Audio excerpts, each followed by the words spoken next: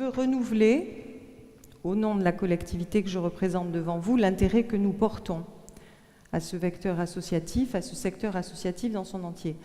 Donc je voudrais commencer par un bref rappel qui est ce que sont, du point de vue statistique, les campagnes françaises. Le milieu rural, c'est 85% de l'espace de notre territoire national. C'est 85% qui représentent 26% de la population.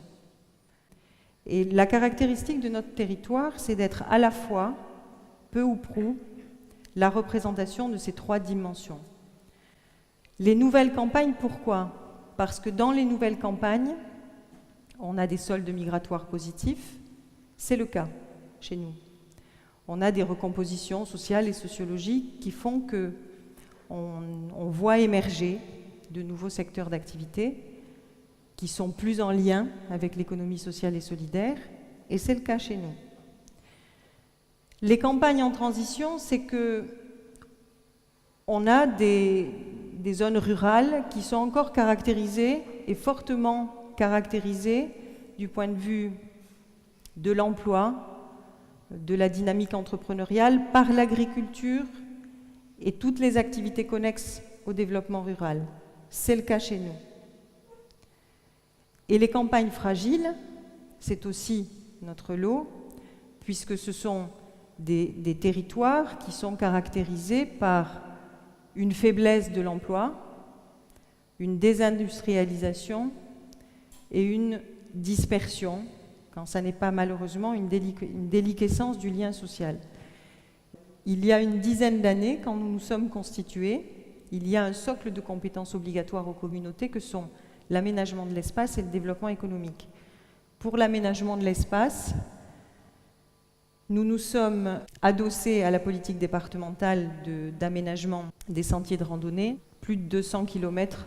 Nous sommes sur un territoire sur lequel l'activité touristique est importante. Nous avons été le premier territoire de la Dordogne à travailler avec l'équipe du CAUE, de paysagistes, d'archi, le SDAP à l'époque, sur ce que pourrait être un cahier de recommandations architecturales et paysagères, c'est-à-dire déjà comment s'inscrire dans la vallée sans porter atteinte à la dimension patrimoniale et paysagère de la vallée. Ensuite, nous avons travaillé au développement économique et nous avons, après des études, choisi d'implanter une zone d'activité économique sur la commune de La Chapelle et de faire en sorte que les entreprises locales puissent développer leur activité. Et nous avons également requalifié les locaux d'accueil de l'Office de tourisme. Nous nous sommes inscrits dans des opérations supra-territoriales au sens de l'adhésion à la politique d'aménagement du territoire du pays et porté pour le compte du pays plusieurs opérations, c'est-à-dire pour le compte des 13 communautés de communes qui composent le pays du Périgord noir, porter une opération de restructuration de l'artisanat et du commerce, un programme d'intérêt général par rapport à l'habitat et l'habitat social.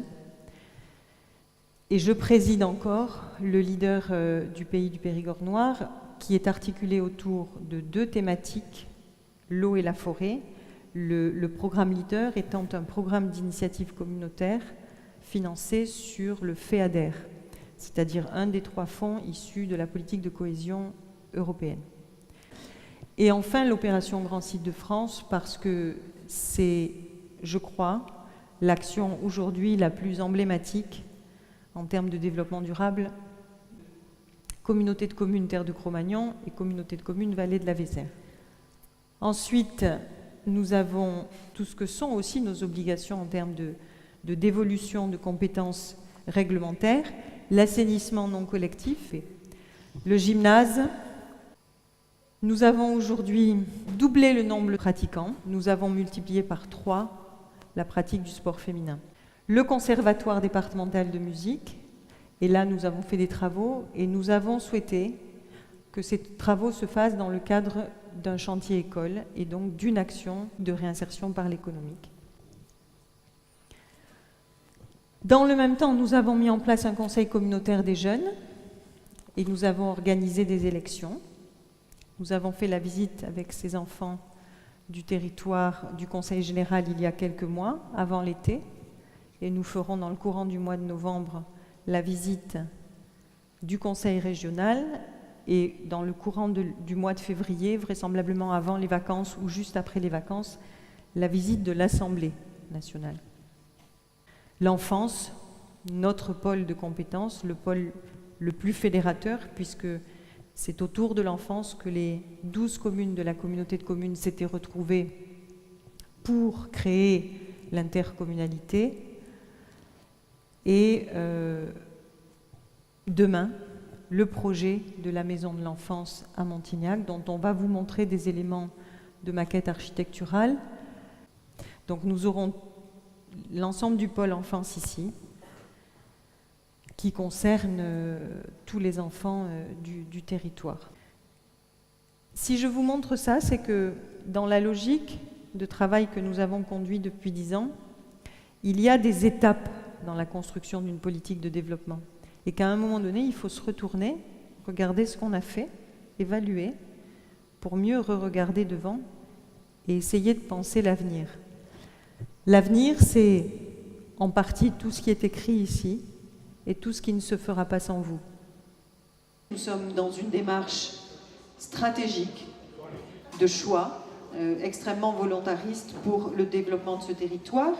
Et il s'agit évidemment pour nous de faire de l'économie sociale et solidaire qui touche tous les secteurs de la vie en collectivité. Donc aujourd'hui, l'économie sociale et solidaire, c'est bien l'ensemble des formes d'entreprise, de toute forme d'activité et de toute forme de secteur de l'économie dont la finalité est plus spécifiquement orientée vers la recherche d'une plus-value sociale et environnementale. C'est le cœur du projet. Merci.